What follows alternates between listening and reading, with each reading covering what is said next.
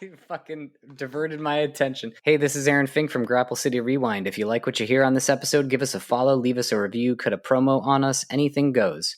It'll go a long way in helping us to be discovered by more wrestling fans like you. All right, cue that music.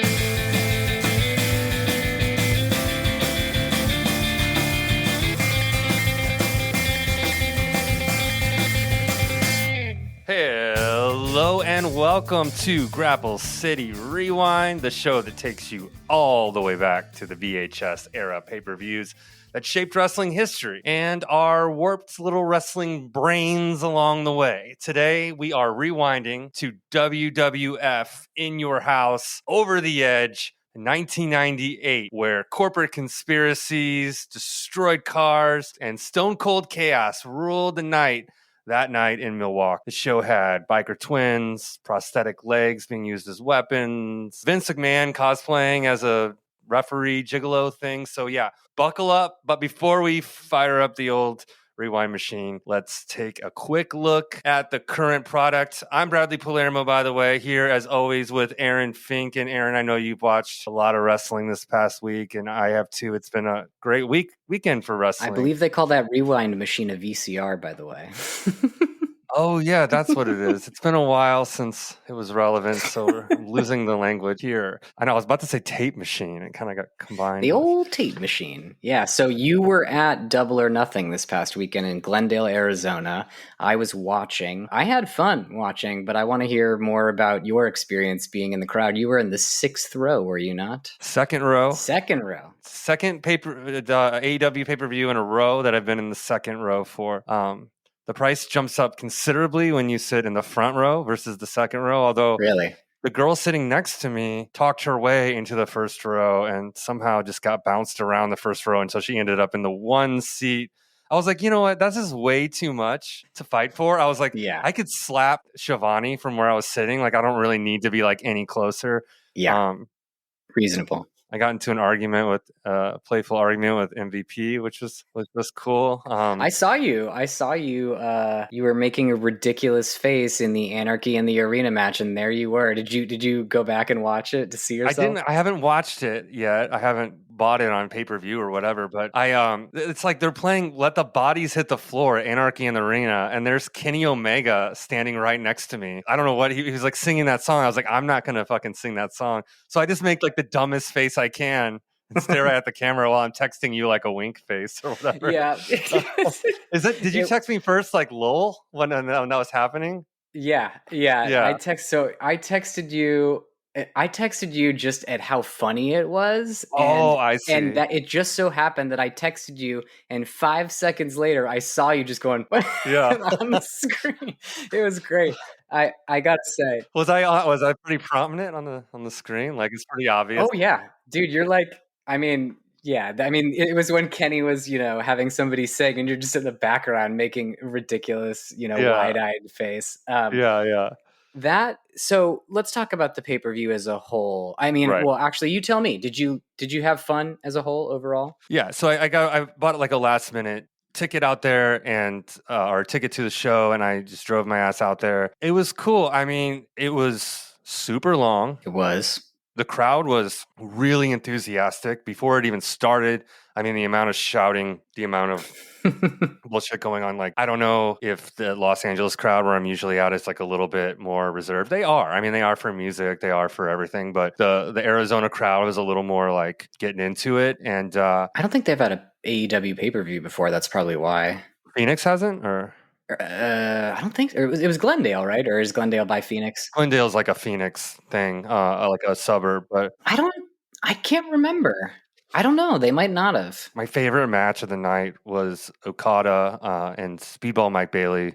Okay. Speedball has done, a ton of like indie shit over the years. You see him like everywhere you go. Mm-hmm. But to see him up there with Okada seemed kind of huge for him. And they were doing like a Japanese strong style match. Those hits were so hard and so loud. I haven't seen anything feel that real in a while when I've been at a match. Speedball did in fact lose, but I still feel like he was kind of put over in the sense of like he got to have a really cool match on a pay-per-view with Okada. That was a good match. Anarchy in the Arena was entertaining. I mean, it's sensory overload because you've got guys and girls fighting in every corner of the building, but I've never seen a crowd stand and just like sing and move. Like, Yeah. you really don't see a crowd stand for an entire match. So to see like that entire arena, I don't know how many people were there, but it was still like kind of like a fun moment. Mm-hmm. But like, it was too long. I mean, the fucking thing was. I think I showed up at 3 and I probably again got back to the hotel at like 11 p.m. and that's like almost inexcusable. Like after everything was hyped up and going crazy, they put like this pointless 6-man match with like Adam Cole and a bunch of his cronies versus like Don Callis and a bunch of his cronies or his team or whatever.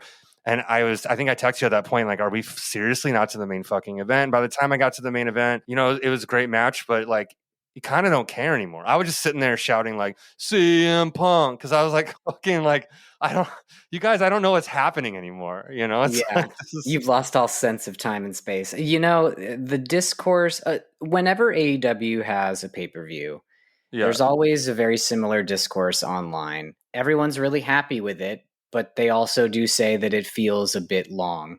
And I think I understand Tony's, method of thinking here. Not that I speak with Tony Khan or anyone who works in AEW, but he's all about giving back to the fans. And I'm sure that a part of him is like, well, we got to make it a big card. We got to have a lot. You got to make sure you see as many people as you possibly can. And while I have respect for that, I agree with you that there were some matches that I just wasn't as emotionally invested in as others.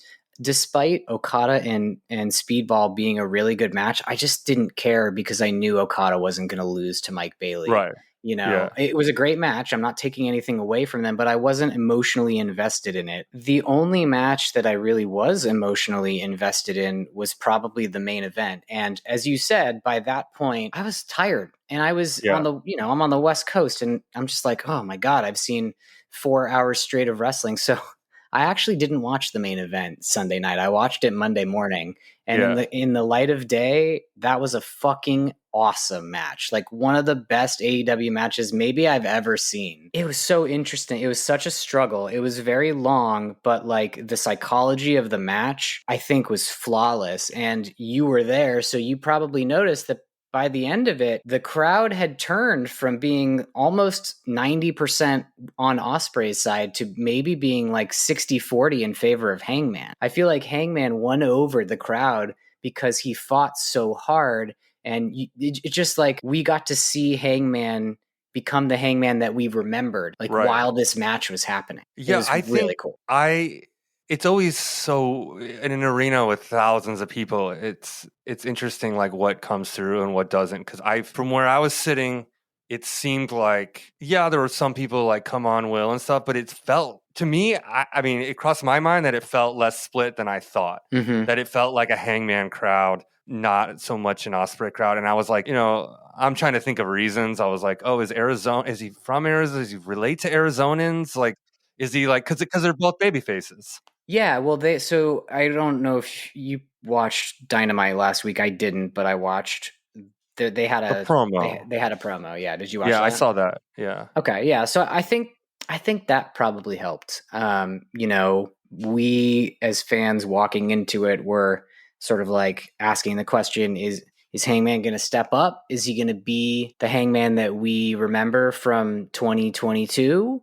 Or, is he going to be the Hangman that he's been the last year or two? And I think the promo sort of led you to believe that, maybe he is going to find like the fire within, the fighting spirit, whatever. So yeah, that was my match of the night, potentially match of the whole weekend. What's insane is we had 4.5 hours of AEW on Sunday. We also had Saturday night's main event, the WWE show on Saturday night. We had NXT Battleground at the same time as Double or Nothing on Sunday. Yeah, I still haven't seen that. I wonder. Dude, Battleground was friggin' good. My God. Like, so I paused and kind of like hopped back and forth a little bit on Sunday. Twitter spoiled spoiled some of the NXT Battleground stuff for me. I see the clips and I'm like, oh shit, like I want to go see that match. So I watched the Sol Ruka Kalani Jordan match. That was for two girls that combined probably have 5-6 years of experience. Amazing match. The Jordan Grace and Stephanie Vicaire match was also very good. And then, the Trick Williams versus Joe Hendry match, super, super shocking ending. Right. With Trick Williams becoming the TNA champion, something that has never happened before, a non-TNA wrestler being the TNA world champion. I was wondering with the WWE partnership with TNA if they would ever drop the belt to a performer from the other promotion, because you kind of have to. They're doing like championship matches on each other's pay-per-views every fucking time, and they always have the person of their respective company retain or not, win, depending on if they're challenger or the champion. And you kind of have to change do it up, Yeah. But now it's like you have this WWE guy. He's going to have to, I guess, show up on TNA every Thursday and then work. He is, and he's going to work NXT too. I mean, there were up until, including last night, from Saturday to Tuesday, there were a lot of like shocking moments in wrestling. So Saturday night's main event, I don't know how shocking it was, but we saw the return of Cody Rhodes after not having seen him since WrestleMania. I didn't think we were going to see him that early. I'm interested to see what he says on SmackDown this week. We had Trick Williams beating Joe Hendry. And then yesterday, Stephanie Vicaire lost the NXT Women's Championship to JC Jane. And I got to tell you, when they counted 3, I've never seen people react. Like, not only the crowd, but the ring announcer, the commentators. Like, the ring announcer just was like mouth agape for 10 seconds, and the PA had to like poke him to remind him that he needed to announce that JC had won. It's been a crazy few days, man. Like Hangman, I don't think people thought Hangman was going to win that match. I thought Will Ospreay was going to win. A lot of surprises. I thought so too. I was like, Ospreay will win, and then at All In, he'll take the thing out of Moxley's hand. But did you read online that Hangman and Will apparently both wanted the other person to win? Like, this is super behind the curtain stuff, but apparently it's being reported that they both didn't want to win. And Tony was like, "Okay, well, I'll let you guys know as close to the match as I can." I mean, that's the thing about wrestling is it's just an ongoing saga. So whoever wins, I mean, they can have a shot at the other one or whatnot. Like, not that soon after. I see your dog there. Oh, you see Libby? Oh, you haven't met Libby? Yeah, she's there. She's hanging out with me. Yeah, it's been a crazy time for wrestling ever since WrestleMania. I've been going to so much shit. Like last week, went to the thing we just talked about. Then this weekend, I'm going to an indie show. It's Prestige and some other companies doing an indie show in LA. They have like Cameron Grimes and Cedric Alexander and a bunch of like ex-WWE guys. And then the week after that, we'll both be Money in the Bank with sir. Everybody, Cody Rhodes and John Cena and all them. So it's like almost every week there's something crazy that we're like going to in person. So I'm excited. It's a good time to be a wrestling fan. Agreed. There's a lot of exciting stuff going on in the current product. And now I think it's time for us to turn to In Your House Over the Edge. And now it's time for the rewind. All right, let's crank up the new metal, light the pyro, and ride some Harleys on down the ramp, because it's time to head back to May 31st, 1998, to the Milwaukee Arena for Over the Edge 98. Yeah, dude. This was, like I said, in Milwaukee with Jim Ross and Jerry the Clean Lawler. Jerry the King Lawler. Jerry the King Lawler, Jim Ross on commentary. The intro package is set to some sort of like rap rockish hype music centered on the Vince versus Austin. You don't like that I drink a couple beers. You don't like that I use colorful language. And there's like this woman like, you must obey to censorship. You must be censored. Height of the Austin McMahon era, dude. This is the good shit right here. This is like a month after WCW stopped beating WWF in the Monday night ratings. Oh shit. You can kind of see why, And Vince McMahon, who do you think you are? There's just like a lot of samples of their rivalry in this like song. And the crowd is fucking rowdy. Suck it signs. This is the height of the suck it era. Yeah. Dude, so many signs in the crowd. It was insane. More signs than not. Dude, Marissa showed me this thing her sister sent her last night. She didn't even know what it was. Her sister probably sent it to her because we all like wrestling shit. But it was this news story where they're interviewing this like little fucking like big tooth teenager like with braces, whatever, like 12-year-old, and they're like, so like, how does that work at school and in social settings when you're going around saying "suck it" to everyone? And he's like, well, I don't mean like get on your knees and actually suck on it. What I mean is like it's a saying, it's a suck it, and he does like the dance, and it's like and Marissa's like, what the fuck is this? Like she thought it was funny, but I was like, do you know what this is? That's Degeneration X, and I explained it to her that, these kids were going around like gesturing and telling people to suck it on the playground. We all got in trouble for crotch chopping to our fellow students. Yeah, yes. It was good times. Good times back then. You've got like an entrance ramp on this pay-per-view that's littered with just destroyed cars. It's a little bit of set design. That was kind of fun. We kicked it off with match 1 was Legion of Doom, LOD 2000 they were calling it. Yeah, what the fuck? Droz and Sonny ringside with them versus Skull and 8-Ball. The two, I looked these fucking guys up. They're DOA. They're Ron and Don Harris in real life. Ron and real life twins. They got a biker gimmick. They're later known for their controversy where they wore swastikas on their t-shirts. Of course they did. And when they were working for TNA. And they got moved behind the scenes because, TNA, they can overlook some of those things a little bit sometimes. I guess they can. Mr. Dreamer, Ms. Blanchard. This was a strange presentation for the Road Warriors or the Legion of Doom. I was not really a fan. It just, didn't feel... I mean, once they got to WWF, they were never really the same because they couldn't call them the Road Warriors. They had to call them Road Warrior Hawk and Road Warrior Animal, the Legion of Doom. Something felt a little off about this match. For me, I think Hawk and Animal, by this point in their careers, are kind of a little worse for wear. They're not spring chickens anymore. I felt like DOA lacked charisma. They're just big tattooed biker guys who drove to the ring on bikes doing that the Undertaker, I guess, took from them because he was not the American Badass yet, as we saw later. Yes. Yeah, the crowd was occasionally chanting for the Legion of Doom, but they were kind of like pretty... I mean, we talked about Road Warrior pops, that we saw in like late 80s, early 90s WCW. That didn't happen here. JR was talking about how the winner should get a title shot against the New Age Outlaws of Degeneration X. But this was kind of like... I know it was meant to be like a fun, exciting match, but it just didn't... It was a weird way to open a show for me. And they were kind of called out on commentary too. Like JR and Lawler were kind of saying like, in the 80s, they were the AWA champions. And Lawler's like, yeah, so what? I was the fucking heavyweight champion back then.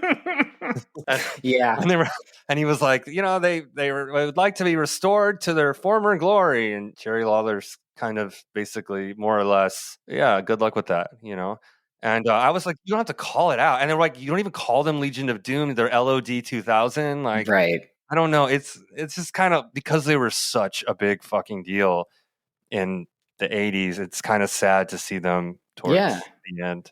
Plus, the way the match ends is that Draws interferes, which like allows Animal to get the win with a power slam. And I'm thinking like, okay, it's the late 90s, it's the Attitude Era, but it's kind of a weird finish for what I assume is a babyface team. Yeah, I don't know. It was kind of weird. I was more interested in Sonny in this match, because Jerry Lawler is like so horny over Sonny. Yeah. He's like, does anybody got a quarter? My mom told me to call her the second I met the girl in my dreams. It's like, he had probably like 10 things to say about Sonny. Yeah. Oh, she could look good doing anything. Like she probably, his commentary on her was probably the most interesting thing. Sonny, of course. Perv. Yeah, he's a perv. And Sonny, of course, celebrated as WWE's first diva, and I always, when I see her on screen, I look her up and reread her Wikipedia because it's just crazy that she's serving 17 plus years for her DUI manslaughter. Oh wow! she won't be out till 2039. And here she was like a young, beautiful girl, of course. And and you look her up, you see her at her arraignment or whatever, in like Fall from prison grace jumpsuit, and we all age, but like seeing someone with like no makeup, fucking however many 25 years later versus when she was 25 is just like, and when she's in prison is just so like, it's such a fucking fall from grace. So I feel like they should do on Dark Side of the Ring on Sunny. I think, why not, right? I mean, there's got to be some interesting stuff there. Yeah. So after this match, we had The Rock come out and do a little promo. He was talking some trash. This was, he was referring to himself in the third person at this point, but he's still a bad guy. He's the Intercontinental Champion, and he's feuding with Farouk, who used to be the head of the Nation of Domination, which is the faction that The Rock is now the head of, which includes Kama Mustafa, D'Lo Brown, and the world's strongest man, Mark Henry. This and Owen Hart. I know. That's right. How could I forget Owen Hart, the token white of the Nation of Domination? So can I say the Nation of Domination originally? I don't know about at this point, but it's a Nation of Islam, Black Panther. Yeah, they're like a militant cartoonization of black group. Yeah. Of like a Black Power militant group. So how is this Canadian blonde white guy in this? I think they're just calling it the Nation now, right? So if you notice, they never said the Nation of Domination. It was just the Nation. Right. But I mean... So maybe it's different now? I don't know. This was a funny little thing. Rock and Farouk are having a feud. Farouk hits him with a pile driver on a chair. And, Rock is grievously injured and all the Nation members come by. I heard Owen yelling, "Get Francois," which made me laugh super hard. Do you know who Francois Prinsloo is? Have you ever heard of this guy? I don't think so. He's like the WWF's like massage therapist, like miracle Mr. Miyagi guy. And like, I've heard Mark Henry and Bubba talk about him. And like, he would just be the guy that would come out and check on you. He's like the Doc Samson. Yeah. No, I've heard of this. Yeah. Why are these wrestlers trying to put on the neck brace? I don't know. On The Rock? It was very silly. There's no EMT at like a WWF show in the 90s. Like I think JR even said like, we do have EMT. It's like they're like looking at each other like, all right, don't move them. Call, just like, what are these idiots doing? Yeah. It was very silly, and it took a little bit too long for my liking. I mean, the point was to make it seem like Rock was going to be at a disadvantage for the match that he has later with Farouk.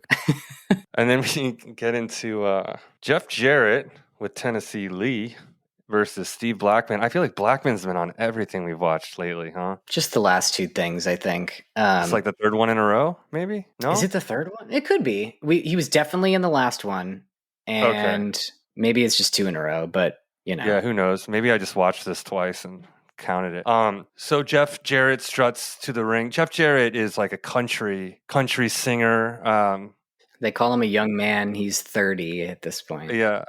He spell his name JARRETT. That's double J, Jeff Jarrett. And he, when I was a kid, I was always like, how is this guy shows up in a tour bus with his face on it like he's fucking Lucinda Williams. And I'm always like, where is this single? Why don't I hear this guy on the radio if he's got the fucking, the hit single in the tour bus? Like, I feel like they should have at least put some music out, but he, I don't think he knows how to play guitar. He comes out there, No. and all he ever did in the gimmick was use it to hit people, and it explodes. And use a guitar and stuff.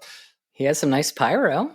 He may have fanciful pyro, didn't? With his name behind him while he was in the ring. That was kind of abnormal for the time. Yeah, Blackman has this like kind of goofy martial arts stick. I don't know what they're called, but he swings those things around. Found out he was trained in the Heart Dungeon by the commentary team, which I did not know. That's actually an interesting factoid about Blackman. That is interesting. Yeah.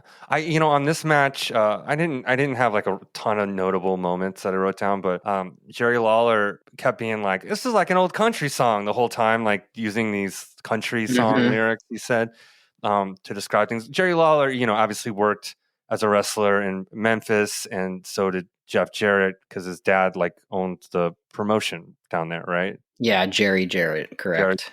So Lawler's like all about Jeff Jarrett in this match. But he said, "I'd rather have a bottle in front of me than a frontal lobotomy," as one of his country music That was a references. good one. Which, I always hear that reference to Tom Waits. You see it in memes and stuff, reference back to Tom Waits. So I looked up that saying, and apparently, like, it predates Tom Waits. No one knows who came up with it. It's been around forever, and it has been used in country songs. So I learned something that Tom Waits, I don't think he even put it in a song. It's just something he repeated. There were I wrote a couple Jerry quotes from this match. Oh yeah, I'd like to hear. So my favorite was, "If my nose were full of nickels, I'd blow it all on you." I don't remember what he was talking about. I heard that, yeah, and I was kind of wondering. I was wondering what the fuck that. I think he said that this reminds. I think he said this reminds me of an old country song on that one too. If my nose, and I don't know if that has anything to do with it. The other one was I don't know. Tennessee Lee was doing something, or he was nervous about the match, and Jerry says, "Tennessee is sweating butter over there." Sweating I like butter. that one. That's pretty funny. Yeah, Those Southerners have the best like kind of one-liners sometimes. Yeah, they really do. This match again was just okay. Blackman's offense as a whole felt really quick, a little rushed. And I noticed that because every time Jeff Jarrett was in control of the match, things slowed down. It felt like a really comfortable pace, and time was being given to allow the moves that were being done to one another to have enough impact. And I think, it was just another okay match. I said this last time, Steve Blackman is interesting. I just don't think that he ever really ascended to the level that people thought he would. Mark Henry once said that Steve Blackman, like, that dude wanted a reason to actually beat someone up. So, maybe that's not the best mentality to have if you're trying to be a professional wrestler. This match ended with Tennessee Lee hitting Blackman with one of the sticks that he brought to the ring. Blackman falls right in front of the referee after being hit with the stick. The referee is like, "Oh, he just fell for no reason. Cool." And then Jared wins with the pin. So, nah. Match 3, we go on to Sable and Mark Marrow. Mark Marrow, who in my day he looked like, and they mentioned this to make fun of him in the match, but he was like a Little Richard gimmick. I mean, he looked just like in WCW. Yeah, just like Little Richard. Now looks less like Little Richard, but now he's Marvelous Mark Marrow, a Golden Glove boxing champion or whatever bullshit they said. Right. So Marrow in this story, it's got Sable under Sable, the famous valet, another pretty blonde lady. He's got her under like a personal contract. She wants personal services contract. Personal services contract. I don't know what the hell that means, but some kind of whatever. And which kind of reminds me, there was a AEW storyline a few years ago where with Wardlow and MJF.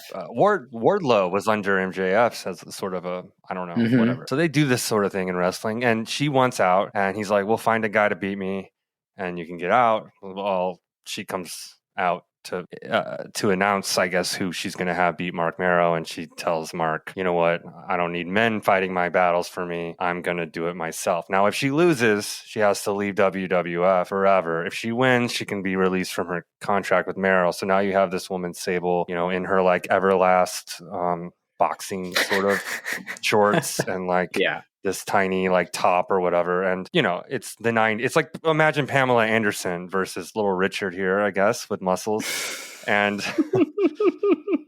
and yeah, I mean, I guess you want to tell them how it went down, Aaron. You can go ahead. Sure, yeah. So Marrow, it wasn't really a match so much as it was sort of like an extended promo that turned into a match. After Sable said that she was going to fight her own battles, Marrow basically says like, "I respect that. I'm gonna let you out of your contract." So he lays down to let Sable pin him, and then reverses it like a true asshole to win the match. And Sable is, quote unquote, out of the WWF permanently. We know that's not true. She comes back later. But this was a big fat nothing burger of a match that I assume was something that people were interested in at the time, just because Sable had huge tits and was good looking. I mean, that was I respect Sable for what she did, but Sable was eye candy and little else. So that's probably why this was popular at all. JR said, I thought it was funny. He made a comment like right before the match started, like, oh, I don't know if we're ready for this intergender business here. I'm sure it was happening on the indies and stuff. Like, of course, yeah. Kind of like sort of saw a bit of that in Anarchy in the Arena. Yeah, we did. And then I thought it was interesting that Jerry Lawler, the second like eye candy lady of the night, he didn't get all like horny and weird. He was laughing at her like, ha ha, bye, Sable, like thought it was so hilarious. I was like, yeah, right, dude. Like, she doesn't look that different than the other one. I can't hardly tell the fucking difference. But I wonder if she wronged him in storyline in some way, because I have to imagine that there was a point at which Lawler was, so slack-jawed that Sable was like, "Yeah, well, you just shut up." I feel like that happened at some point, something like that. I was curious if Sable actually left the WWF at that point, because she walked out like she was. She actually came back that summer for some appearances from what I read. Yeah, and then stayed until the next year, where she filed her 1999 sexual harassment lawsuit against the company. Yeah, which in hindsight is probably true. Yeah, and hold on, is she the one that she's married to Lesnar? Yeah, Lesnar, who's married to Brock named Lesnar in the ongoing lawsuit or criminal investigation, I guess. Has that been dropped? I don't know. No, it's still, the lawsuit is still active. And in fact, I just saw a post that one of the people named in the lawsuit, John Laurinaitis, has flipped and is now going to give evidence against Vince. So this will be pretty interesting. Did you know that Laurinaitis' brother was the Road Warrior? No, I did not. When you texted that Road Warrior animal is a Laurinaitis, I was like, what the fuck? And I had to look it up, and I was like, wow, I did not. I've been meaning to tell you that, and I was like, I might as well tell you that now, because I found that out like a couple months ago, and I was like, oh, I'm surprised it never made it in. No one ever talks about that. You just assume the Road Warriors are related to one another. Yeah. But good for Laurinaitis. I'm sure there was some pressure to talk. Yeah. What a fucking mess. I bet you his family was like, bro, if you don't say something, we're leaving, if they haven't already. Right. I mean, so yeah.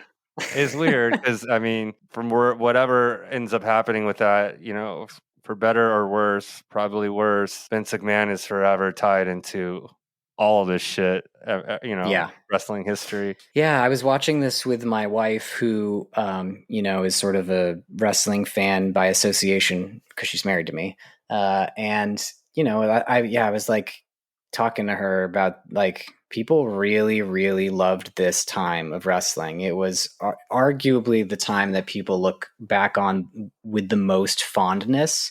And, I said to her, I mean, he's still a piece of shit, but at least now I think you can see why it was so popular then, because he is so hateable, and he knew that him getting, like, people getting the better of him and him looking like a fool was what everybody wanted to see. And it was the thing that drew the most money. Who doesn't want to punch and talk shit to their boss? Everybody does, right? Yeah. So it was really, really interesting to kind of like have her perspective next to me while I was watching this, because she knows Vince as, being in charge, being a character, and then being a rapist.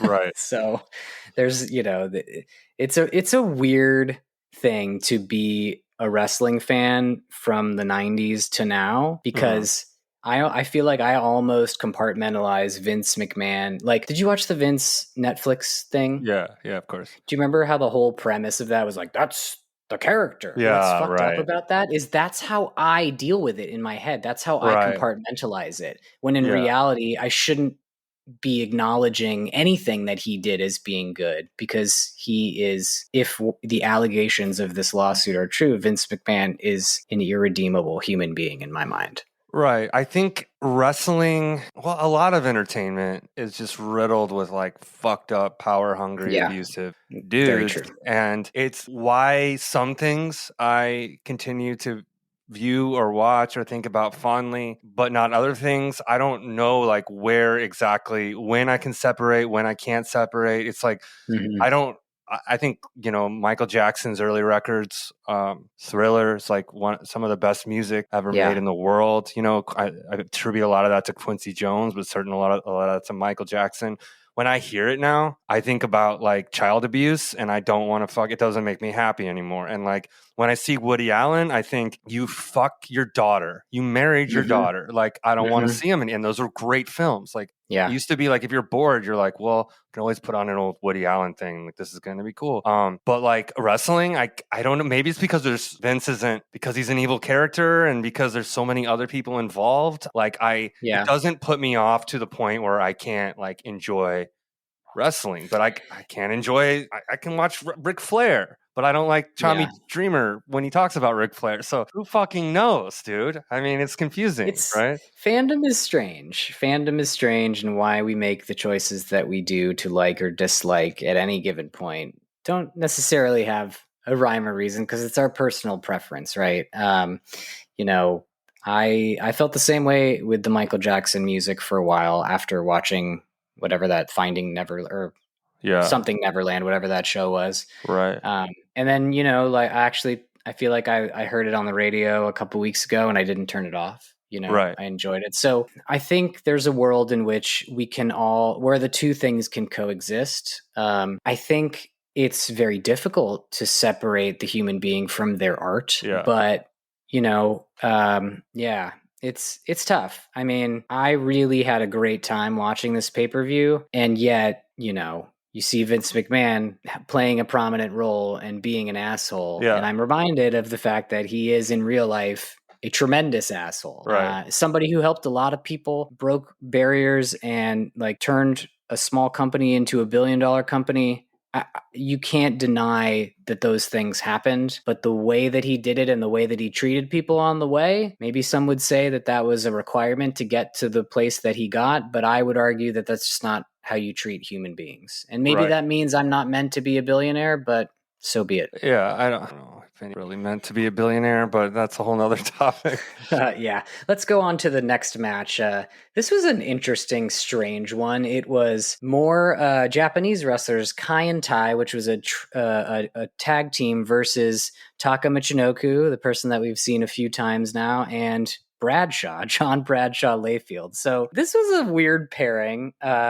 Bradshaw is easily over 1 foot taller than everyone else in the match. It was fun. It was impressive, but it just felt like a strange place for Bradshaw to be. And so when I went and did a little bit of Googling and Wikipedia-ing, I found out that this is actually 6 months before him and Farouk formed the tag team APA, because Farouk is currently feuding with The Rock, and they didn't know what to do with Bradshaw. And once they come together as APA, things really start trucking for both of them.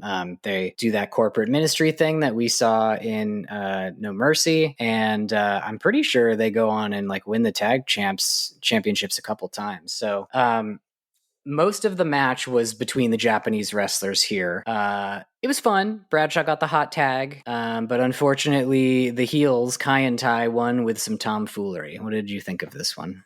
I felt like, they called it a bonus match, which kind of like takes some steam out of the match right away. You're like, what? This isn't like a real thing.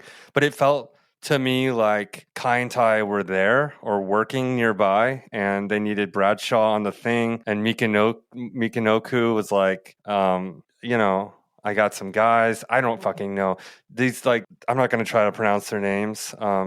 I guess like the Kai and Tai guys, they show up in like streetwear, right? Like hoodies, like Quicksilver t-shirts. Like it was like they found, it's like he ran into him at Target and then just like brought him over. So it's like zero ring gear. And then obviously Bradshaw's out of place. It kind of had like an indie scramble energy. Like when you go to an indie show, they'll do like an 8-man scramble where whoever gets the pin first wins. And they kind of just bring in like, it seems like, you kind of got your local guys and you got a couple guys that you didn't have anywhere else to put them on the show. I'm not saying it was bad. I was just saying it was kind of like, what is all this? It's 3 guys on 2 guys. It's 3 versus 2.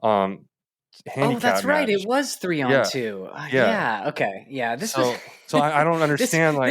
This is like the 1998 WWF equivalent of the Adam Cole trios match from Double or Yeah. Nothing. Yeah, I was like, I don't know what's happening here. I Why know, is like, this here? yeah, I mean, it's cool to see everybody or whatever, but like, I don't really know what was going on. And then with this match and with the post match, we got a little bit of Sunny walking out of the arena saying goodbye to her fans, but we've already Sable, you mean? oh yeah, sorry, Sable. We got Sable walking out of the arena saying goodbye to her fans. And then there was a commercial type promo, like a pre-recording, like excuse me, I guess you'd call it a video package. Mm-hmm. That I thought was funny because it's like a wrestling is real montage, and the wrestlers are all talking tough. Like, I've been through 4 neck surgeries, and I'm the first woman to ever hold the Intercontinental title, and I've done this 8 times, and I've conquered my demons, and then Undertaker comes in, and he basically says like, I'm tall and I weigh a lot. Like, he doesn't say any accolades. He just says, Yeah. I'm 6'7", 304 pounds or whatever. And I was like, that is hilarious to me. And then somebody in the crowd had a sign, Milwaukee, birthplace of Austin 316, which is true. Milwaukee is where Stone Cold Steve Austin made fun of Jake the Snake for citing John 316 because Jake the Snake was a born-again Christian, saying Austin 316 says, I just whooped your ass. And did I tell you, I came out of the movie theater the other night and there was a soapbox preacher in Burbank. No. And he was, dude, right when I came out, he goes, and John, it's like signs all over that say you're going to hell and stuff. And he was like, and there was like, I mean, there was probably 50 people around me. Like, it's like that Burbank Mall area. And he was like, and John 316 says, blah, blah, blah. And I said, Austin 316 says, I just whooped your ass. I wouldn't say I got a pop, but like people in the crowd were amused, you know. Nice. And I was like so stoked. I was like, I just got to say that to some fucking idiot that's shouting that shit from a fucking soapbox. Match 4: Rock versus Farouk for the Intercontinental Championship. This was a good one. Yeah, it was short too, 5 minutes, but good. A lot of drama though. Rock is grievously injured from the attack by Farouk, and he doesn't want to show up. So Sergeant Slaughter, who's the commissioner at this point in time, orders Rock to come out, or he will give the championship to Farouk. So Rock comes out last minute wearing a cervical collar, and very soon it seems like his neck injury disappears. Yes. So now we've had Commissioner Jack Tunney, Commissioner Sergeant Slaughter. Do we have any other commissioners yet? I don't know. Did we watch something with Gorilla Monsoon as the commissioner yet? I don't think we have. Maybe not, yeah. But yeah, it was hard-hitting match. It was fast. You know, these guys are both like ex-football players, and Rock is shady in this. I guess he was for most of his career, putting his foot on the ropes and wins with a leveraged pin. Yeah. But then the match just doesn't end like a normal match, you know. Farouk gets mad, he hits Rock with 2 more pile drivers, and then the Nation comes out to protect Rock, and then DX comes out. Huge pop, no music for the run-in, just at the end once they've successfully gotten the Nation out.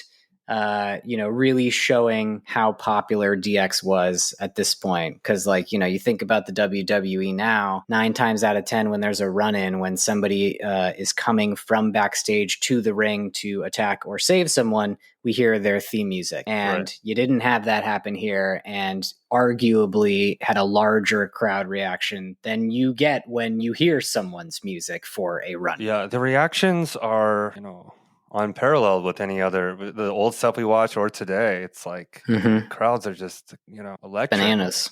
Yeah they like who they like, and it's funny, they like who they like a lot, and then everyone else that they just don't care for, dead fucking silence. This next match, Kane versus Vader, loser must unmask. What you would think on its face is what Big E says, 2 meaty men slapping meats, but the crowd's behind Vader, and literally no reaction at all for anything that Kane does. It was really weird. Yeah, I guess. Once I heard that it was a loser must unmask match, I was like, okay, it's 1998. Kane doesn't get unmasked for like 5 years, so so Vader's obviously losing. Vader, did you see the Dark Side of the Ring on Vader? I did, yeah. I just watched. Yeah. It just came out like a month ago or something. He's Yeah, I kind of a watched it. gnarly guy and apparently very stinky. Now I think about how much all the wrestlers hated to work with him because he stunk, and it makes it more interesting to watch back. You're like, ew, I mean, obviously in wrestling, you've got each other's bodies all in your fucking nose and shit. Yeah, and and it's funny that you brought up the Dark Side of the Ring episode about him because after Vader loses the match, he has a little interview, and Yeah. I remember that interview from the Dark Side episode because it's like the last time we see him, and he's dejected. And I think he said in the interview, like, "I'm just a fat piece of shit." And if you remember, that's what Vince called him. So like this was clearly the point at which he was done. He was fed up. He was dejected. Sean had already shit all over him for being smelly and not wanting to work with him because Sean was gone by this point. So yeah, it was pretty sad. Kane was not very good as a wrestler at this point. I suppose Vader has a part to play in the way that the match looked, but I didn't love it. Vader grabbed a wrench, I think, when they were outside at some point. He hit Kane a couple of times. That got the crowd excited. Yeah. And Vader set up for a moonsault, which we've seen him do before. Crowd was super excited for that, but he missed it, and Kane hit him with a tombstone and game over. And then we got that sad promo that just reminded me that this was the end from him. I was kind of shocked when I heard it on that pay-per-view. Just, I'm a fat piece of shit. Vader time is over. I was like, whoa, that's like somebody that needs like some fucking help saying that shit. Yeah, like you don't really hear people call anybody a piece of shit on WWF that often. I mean, yeah, and he was calling himself that too. Yeah, he retired shortly after. Paul Bearer did come out and put Vader's mask on himself to add like a little insult to injury after he was unmasked. So yeah, dark times. I think, part of what I like about wrestling is, learning about the people behind, the character. And oftentimes the real life characters are just dark and tragic, and it's super fascinating, But after the Kane and Vader match, we had a strange little segment that felt like something that would happen before the WWE Hall of Fame existed, but that was invented in 1993. So this is kind of strange. We had two wrestlers who are long since retired, who I guess had been a big part of Minnesota wrestling back in the day, and it was Mad Dog Vachon and the Crusher. So the crowd was into it. They were respecting them. They got some plaques to commemorate, how important they were in the business. But Jerry the King Lawler can't stand it anymore. He gets offended and comes into the ring, starts talking shit. Eventually, Crusher, who's probably like 80-something years old, hits him a couple of times. Crowd goes wild. And King just can't leave it alone. He comes back in eventually to take Mad Dog Vachon's like prosthetic leg off to attack Crusher with it. And then nobody seemed to enjoy that at all. Like it didn't even get boos. It was just like, what the fuck are you doing? You can't pull off a dude's prosthetic leg. He could barely stand. I wonder what part of wrestling using prosthetic legs as a weapon started, because I'm reading Ballyhoo, like the history of like professional wrestling in the United States from starting at the 1800s, and I'm probably like 1930, and I haven't seen it come into play yet. But like at like indie a 70s 80s territory thing to me. Yeah, I was gonna say like at indie shows for sure. We've already seen it, right? While doing this podcast, like people say use his leg, and like fans will. That's from the wrestler, but we saw there was a TLC match on SmackDown like a month or two ago. Yeah, where what's his name? Shit, he's from they do that in the wrestler, huh? Yeah, they do it in the wrestler, but why can't I? Oh, Montez Ford. Montez Ford saw a dude in the crowd and he threw his prosthetic leg to him, and he used it as a weapon and then threw it back to the guy. Guy caught it perfectly. It was like an incredible impromptu moment on SmackDown. Yeah, I mean, I think it's a thing for sure. Yeah, this was a very old school wrestling angle. It felt to me like this is something that Lawler would have done in Memphis in the 70s, Yeah, and this is like his homies lived in this town, and he was like, I'm going to bring you guys out. We'll do a little old time thing, right? I think, something like that. Right. Match 6, we got DX, so Billy Gunn, Road Dogg, and Triple H versus the Nation, Owen Hart, D'Lo Brown, and the Godfather. Comma Mustafa. Yeah, this That's what crowd. they call him now. They didn't call him the Godfather at that He's point. not Godfather right? yet. Right. He's Okay. gonna be the Godfather very soon with the Ho Train. Right. The crowd hates Owen. Owen sucks do. chants were loud and proud. We've already talked about the Owen's odd inclusion for being in the Nation, but big dudes. Owen's gear has got the caution tape, which is similar to what Naomi does as like a nod now to Owen Hart, I believe. Yep. Weird tidbit factoid. The next Over the Edge was the one that Owen died in. It was like the Over the Edge 1999 was when he had the accident. Oh, that so was crazy. The Kansas City one, huh? Yeah. I know someone who was there. Oh my God. That's crazy. We've talked about it a couple times. He said, when Owen Hart fell from the ceiling and to his death because of his harness that was incorrectly hooked up or whatever for his entrance. He said that anyone that tells you they were there and they saw him fall from the sky, he's like, no one's looking at the ceiling. He's like, all we saw was like, you hear a sound and you just see a guy.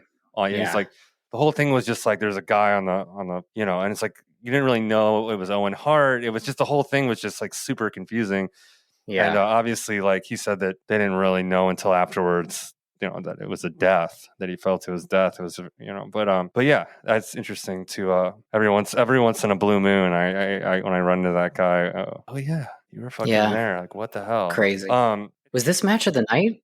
I think this was match of the night in this pay-per-view. Oh yeah, back to the match. I guess. Well, no, I mean, maybe I guess main event, maybe. But this was a close second for me. I mean, this was fun.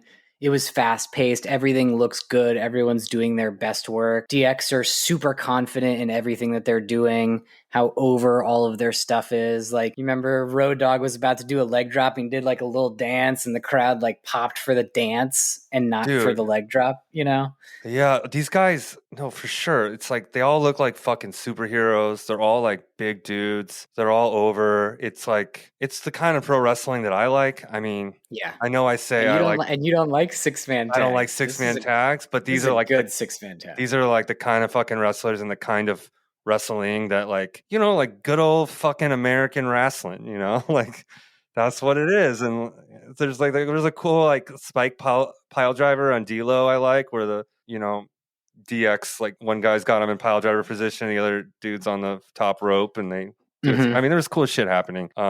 Owen hit Triple H with his own pedigree on the belt.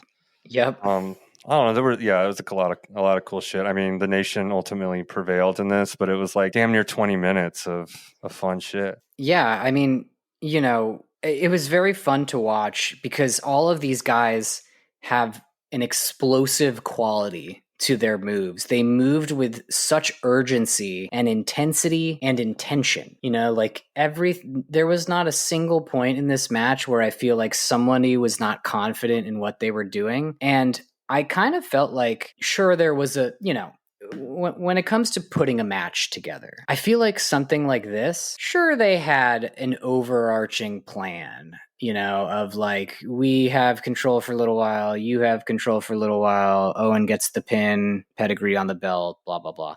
But I also felt like they were just going with the flow. Like, it didn't feel like there was a plan in terms of every single move here.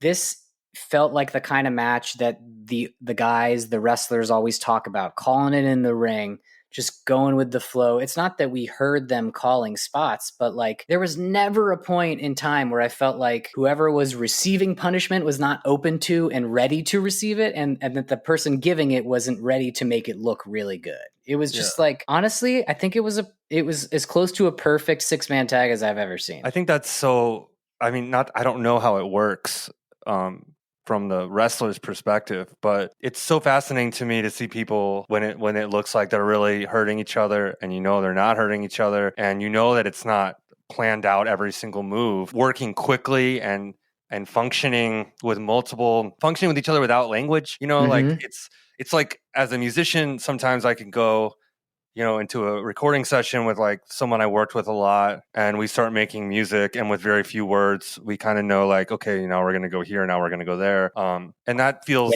like a cool, magical like spark in my brain when I'm able they can to just do that with their eyes. but like how somehow insane is that? Yeah. And I don't know how that works. And I maybe I don't need to. I mean, maybe that's part of the magic, but when sometimes with indie stuff, you'll see them go real slow, like slow motion fighting, so they can kind of predict. And that's, I'm sure, but that's not like when you see like a really killer match, like, no, it's shit's going fucking fast. It's explosive. Like they just feel out what's happening somehow. And, it just comes from experience, I guess. It's not like I have the secret to it either. I've spent a lot of time listening to stuff and reading stuff because I find it really fascinating, and not because I want to expose the business, but because when I learn this stuff, it makes me appreciate it more. Yeah. Like these guys are going out and improving fights. Like that's fucking nuts if you think about it. They know what's in their moveset. They have to be loose and ready to just like take anything, It's insane. It's really, really impressive. And this match was 20 minutes of just like absolute top-notch wrestling in every sense of the word. Right. And for the main event, we have a really cool matchup. It's Steve Austin, who's the WWE champion, and then we have WWF championship, versus Dude Love, one of the alter egos of Mick Foley. This version, he's under Vince McMahon's spell, and he's got his tie-dye stuff, and he's got that disco song he comes out with, which I really like, that Dude Love, baby. It's there's a lot going on. So we got a recap before the match started, which did a really good job of showing us some of the Austin and McMahon feud and what led up to this. Austin hit McMahon with a chair at the last pay-per-view. I believe it was, like a month before this. And that, in storyline, he hit his bosses with a chair. And so Vince isn't really the like crazy, evil, egomaniacal villain that is most remembered, but he's on his way there at this point. So McMahon tries to stack the deck against Austin in this match against Dude Love. He has McMahon has his two lackeys, Gerald Briscoe and Pat Patterson, participating as the timekeeper and announcer, respectively. And then Vince himself is the referee. And right before they come out and give these extremely long-winded introductions, which I thought was kind of funny, but also took too long, McMahon said something really interesting in the back. He said, I've told everyone, there won't be a second referee. This match will end by my hand only. And so we get the introductions. Patterson introduces Briscoe. He introduces Vince. He introduces Dude Love. I thought something that made me laugh really funny was that Mick Foley had his teeth in and had his hair slicked back, and I just thought it was so funny because he usually doesn't wear the tooth, and like they made the tooth part of the match, which made me laugh. A lot going on here. You're right. So after about 10 minutes of all this dumb heel shit, then we get the glass break, the Austin entrance, and just pure awesomeness. Crowd is hot. They love Austin. And then we got The Undertaker coming out to make sure that Vince called it fair and square, which was kind of funny throughout the match, just seeing him standing ominously nearby. Yeah, dude. They also introduced Austin. Pat Patterson introduced Austin in like a derogatory way, like beer drinking, loudmouth punk. It was a lot of pomp and circumstance before this whole thing, but basically Vince has the odds stacked against Austin, and but it's a terrific match because of how everything comes together. You've got an excited crowd, everyone's over. I was like wondering, is everything in the Attitude Era? Because this is where I was into some other shit. I don't know. I was probably at like a fucking Less Than Jake show that night or something. But I was onto like musical things and not into wrestling at this part of the 90s, and I'm like, is this normal? I mean, is this kind of, because this is really good, and obviously Mick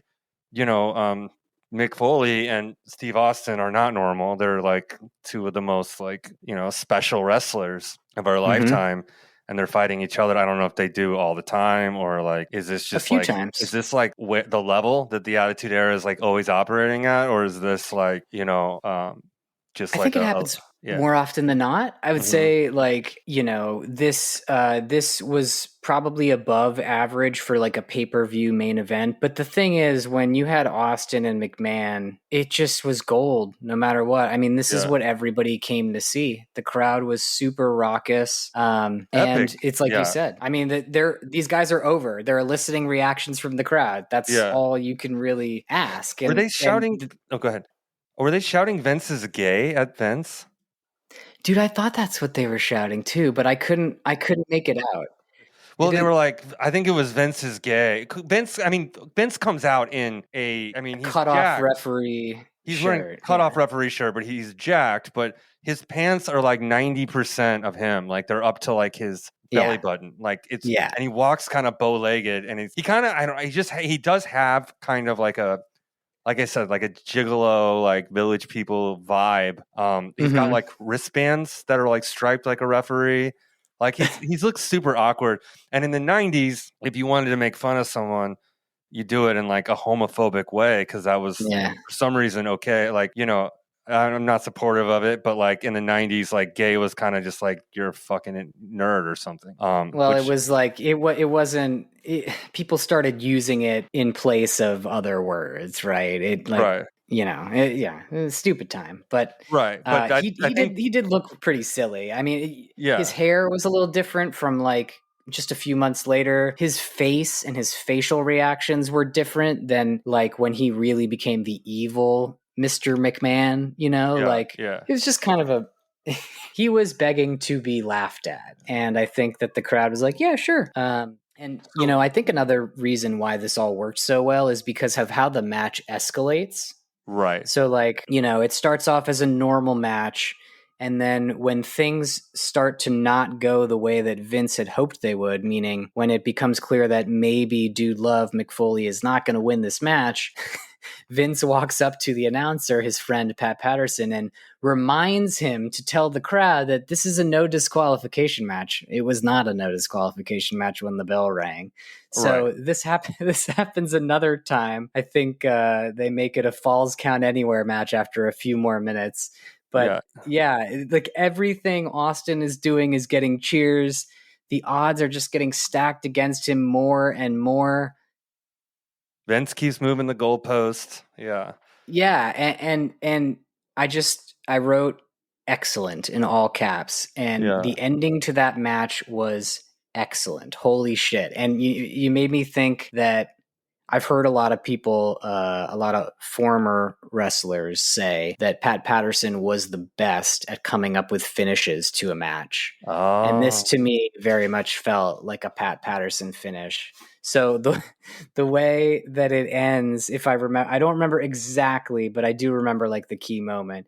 Eventually Austin gets the best of Foley. He hits McMahon with a chair in the head, and McMahon is out cold. Austin hits Foley with the stunner. He's ready to pin him, but McMahon's knocked out.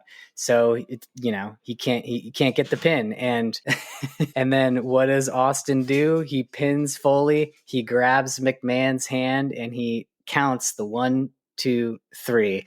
And I thought it was perfect because it called back to that thing that McMahon said. This match will end by my hand only. So technically what happened was correct. Like he said, he's the only one that could count the 3. He didn't say he had to be conscious. Yeah. Undertaker. It was fucking brilliant. It was great. And Undertaker choke slams fucking everybody. Austin, he got the stunner and used Vince's unconscious hand, like you said. But the crowd lost their minds, and I wrote I wrote that Aaron is going to love this one because it's loud, which is your thing, right? Yeah. So I love loud crowds. Yeah. Yeah. And this crowd was nuts. And I don't know if many people can elicit reactions like these guys at that time. So I fucking loved it. Can't always get the bangers, but I think this was one of them. And that was my goal, was to find something I hadn't seen that was like really fucking good. And I can't wait to see more of like Attitude Era chaos. I mean, obviously I've seen a bunch because I watch wrestling like every fucking day, but like focusing. But just sit down, and watch. Yeah. Right. So, when this was over, I enjoyed it so much that I was like, I wonder what happens next. So I started looking. And I'm going to have to pull it up again because I don't want to get it wrong. But hold on, please. So the next pay-per-view, like in the pay-per-view chronology of WWF, the next pay-per-view is King of the Ring 1998. And I don't know if you know what happened at King of the Ring 1998. Is that the one? Was Foley and Undertaker Hell in a Cell. Oh, shit. Yeah. So like a month after what we just watched, you've got Mick Foley as Mankind, and he's feuding with The Undertaker, and they have that famous Hell in a Cell match. Just kind of really crazy. I enjoyed this so much that I was like, man, I almost wish that we weren't jumping around, that we were just like, okay, we're going to start at 1990, whatever, and we're just going to go, you know? It's funny because in my notes, because I just had some things compiled that were like timely, and I don't know what we're going to watch next because that's your call. But in my notes in parentheses, I was like, Aaron previews the next show. Example, King of the Ring 98. Because I was looking at things that were like, go that way. Yeah, we could. I think it's fun to jump around because I get to sort of not be. I guess you get fresh groups of people here and there. You're like, oh, we got a bunch of Attitude Era. Oh yeah, I want to go watch the Fabulous Freebirds again. And then it's like if you watch in chronological, you kind of start to see a lot of the same stuff. But yeah, it is a story, an ongoing story. So it's whatever you want to do. But I think we should probably go now to the grapple grade. We're rating Over the Edge 1998 again, based on crowd heat, match quality, production, all that Attitude Era stuff, just the energy between the three ratings, fast forward play or rewind, fast forward being the worst, rewind being the best. I think we've already kind of described where we're at, but I'm going to go with rewind because I actually did watch this twice, and I would say from my perspective, it's something I'm really happy that I watched, and I hope that if you hadn't seen it, y'all would give it a play once or twice. And where are you at on that, Aaron? I'm in agreement.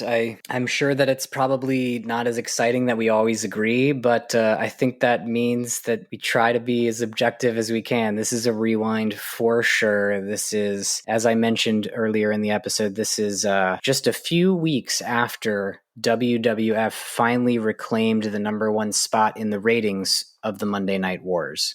So the tide has turned in WWF's favor by this point. We've got Austin versus McMahon. We've got the second incarnation of Degeneration X. This is peak WWF. So yeah, rewind, check it out. It is on Peacock. It is worth your time.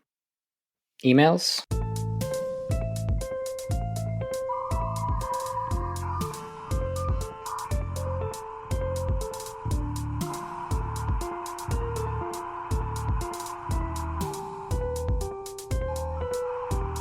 You and your ominous dial-up modem. Yes. All right. So let's see. We have emails. I've got, hold on. Before I get to the email, I got a guy on TikTok. His name is, or her name, or their name is Alf Was Racist. I assume they mean the alien? I don't know. Yeah, the show. Yeah, Alf Was Racist. If I am betting where tapping out became a thing in pro wrestling, it was probably UWF. As for popularizing it, I would not say it was Taz. Shamrock probably popularized it in the States in WWF. I think it's because I mentioned Taz popularized tap outs maybe. Dude, I looked at, I was trying to look that up. I'm always kind of interested because when I watched wrestling, WWF didn't really have tap outs. Your arm gets raised until you can't raise it anymore. You pass out or you say you quit. I know that UFC had tap outs, and then wrestling got some UFC guys. Probably Taz and Shamrock had some sort of play and being big names that were like UFC style, right? Yeah, UWF. I actually hadn't heard about this, but now that I'm reading about it, it makes sense. This is Herb Abrams' company. I remember seeing. I feel like maybe there was a Dark Side episode about this. This guy looks very familiar to me. Yeah. I remember this guy. Oh, right. He was like a money mark that all the wrestlers were going to take jobs with him for some wrestling company that never really went anywhere, right? Yeah, It was a I think so. disaster. It was like the dark side I of think the it was ring. UWF. I'm pretty Yeah. sure this is what he's talking about. Yeah. So appreciate that insight. Thank you. Alpha's racist. Yeah. Let's see. I have an email here from Mark D in Leeds, United Kingdom. His Oh, nice. subject is that Gilbert pop though. He said, in reaction to our last episode, he says, "Hi, hey guys, just wanted to say I love the latest episode on No Mercy UK 99. That one's always been a weird soft spot for me. I was actually in the crowd, up in the cheap seats with my mates blowing the obnoxious whistles. Sorry, not sorry." He mentions the Gilbert entrance. It felt like a joke that went on for too long, but the crowd totally ate it up. British fans are weird like that. Totally in agreement with the glorified house show take, fun vibes, but yeah, not essential viewing unless you're nostalgia tripping. Appreciate the nod to Nicole Bass too. What a wild and tragic figure. Keep it coming. Hope you hit One Night Only 97 at some point. That one's got some sleeper greatness, and rest in peace, Sabu. Damn. Cheers, Mark Leeds, UK. Rest in peace, Sabu. And indeed, and One Night Only 97. I guess that was probably in the UK also. Can look that up. It is. Yeah, it was in Birmingham. Okay.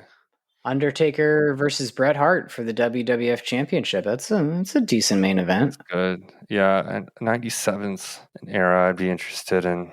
96 and 97 before Bret Hart left. Yeah, that'd be cool. I have a document where I'm trying to write down everything everyone suggests to us, and I always appreciate hearing from you guys. Oh shit, I do have someone from a Denton, Texas number left us a voicemail. Yeah, this is, hell, call me Lou. I'm somewhere in Grapple City, Texas, and I just listened to that Barely Legal episode.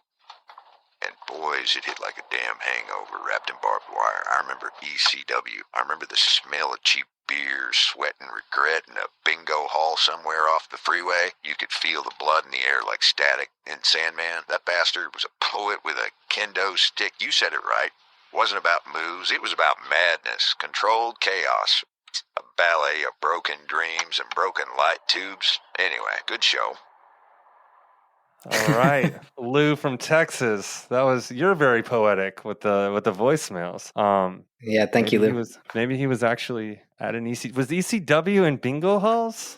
Was it all just in there in like Pennsylvania? No, they they did a lot of shows in Philadelphia, but they did a bit of traveling. I mean, Philly's pretty close to a lot of other major cities, so I do think that when I've heard ECW described as being like a bingo hall promotion, or at least that's how it started, Yeah, that's cool. All right. Well, thanks for listening out there in Texas, Lou. And thanks for calling, man. We love to hear from you guys. You can always leave us a voicemail, 626-657-SLAM. That'll go straight to voicemail. You don't have to worry about us picking up, being awkward or anything. Let us know what you thought of the show. Call that number. Let us know your favorite Attitude Era memory, perhaps. Or just call us and yell, "Suck it," into the receiver. That'd be okay too. You can also email us at grapplecitypod@gmail.com or hit us up on Instagram or TikTok. We're at grapplecitypod on those places, probably some other places too. For our next episode, Aaron, what are you thinking about? What should we cover? What do you say? This one's yours. So despite being excited about continuing the Attitude Era storyline that we just saw in Over the Edge 98, we had a conversation a few weeks ago about what I think is one of the most fun pay-per-views of my childhood, I guess my teen years. So we're going to watch ECW One Night Stand 2005, the most recent of all the things that we've covered so far. This is the one-off ECW show that was put on by WWE, but features almost entirely former ECW wrestlers. It's at the Hammerstein Ballroom. The crowd is insane. That's sick. It's one of the most fun little 2.5 hour pay-per-views I've ever seen. I'm going to recommend that we try to watch the non-Peacock version wherever we can find it on the internet, because as I told you before, all of the music that they used, which was unlicensed, was cut out of the Peacock version, including the Sandman's entrance to Enter Sandman, which is arguably the best part of the entire pay-per-view. So, oh shit! All right, we'll find we're it. gonna Daily Motion that shit. Yeah, All right, we'll cool. Daily Motion it. Send me a link when you find it, and yeah, man, I'm stoked. So that's it for this week's episode of Grapple City Rewind. Again, if you're enjoying the show, leave us a review, leave us a 5-star review wherever you listen. It helps more people find us, helps us out with those little algorithms or whatever we got to do to keep this thing rolling. It's the whole kit and caboodle. That's all she wrote. All right, until next time, we'll see you ringside.